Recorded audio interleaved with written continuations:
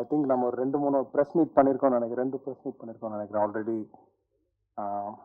Media has been a great support for this film all these time. So first of all, thanks to all the media who have come up here. சரி, படத்துக்கு போவோம்.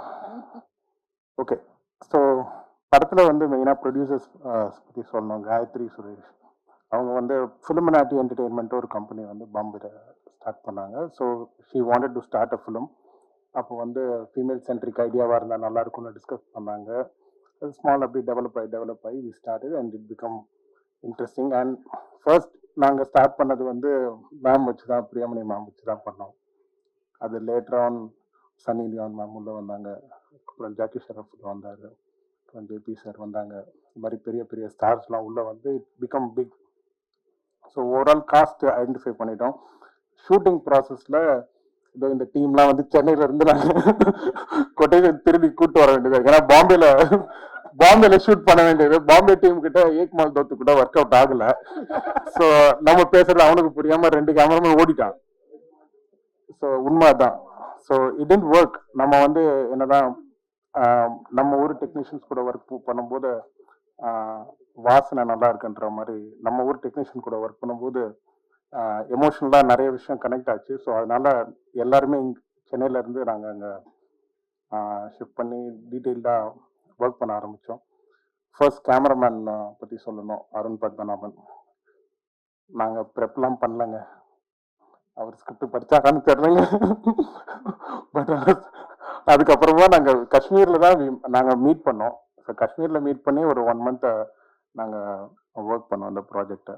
So அதுக்கப்புறம் காஷ்மீரில் first schedule shoot பண்ணி ரொம்ப extreme difficulty face பண்ணார் காஷ்மீரில். நமக்கு நம்ம ஊர் ரூட்டே தெரியல, அந்த ஒரு ரூட்டில் போய் என்ன பண்ண போகிறோன்ற மாதிரி அங்கே நிறைய விஷயம் வந்து புதுசாக இருந்தது. ஒரு நாளும் ஒரு கிளைமேட் சேஞ்சஸ் இருந்தது, ரோட் பிளாக்கேஜ் இருந்தது. இங்கே நிறைய படம் அதுக்கப்புறம் வந்துருச்சு, பட் அதுக்கு முன்னாடி நாங்கள் பண்ணியிருக்கோம்.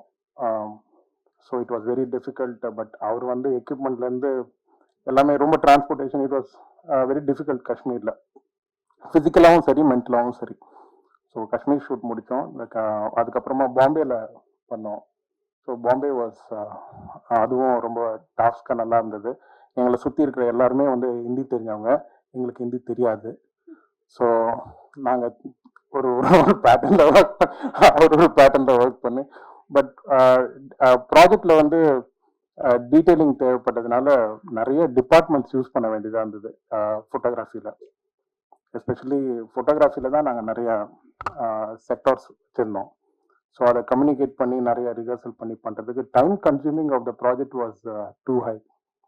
ஸோ அது முக்கியமாக பாம்பேல இருந்தது. அதுக்கப்புறம் சென்னையில் பண்ணோம். So cameraman support was amazing. அவர் வந்து ஆல்ரெடி படம் சூப்பராக பண்ணியிருக்கிறாரு.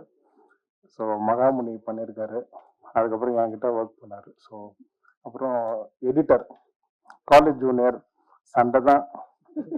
இப்போ பார்த்தெல்லாம் சண்டை, ஒரு ஷாட்டுக்கும் சண்டை போட்டு பேசல. எத்தனை 1 வருஷம் பேசாம இருந்தா, நடுவில் பேசவே மாட்டேன்டா, கோச்சுக்கு நைட்டான மெசேஜ் அனுப்புறோம்லாம் ஆயிடுச்சு. என்னன்னா 4 கதை இருக்கு, நிறைய ஒர்க் இருக்கு அதில். இப்போ பேப்பரில் இன்டர்லிங்க் பண்ணுறது, ஹைப்பர் லிங்க் கான்டென்ட்ன்றதுனால அகைன் ஒரு படத்துக்கும் ஒரு ப்ராசஸிங் டைம் இருக்கிறதுனால எடிட் ப்ராசஸ் அவர் நிறைய ப்ராஜெக்ட் பண்ணிட்டே இருப்பாரு. இதை லெஃப்ட் ஹேண்ட்ல பண்ற மாதிரி அவர்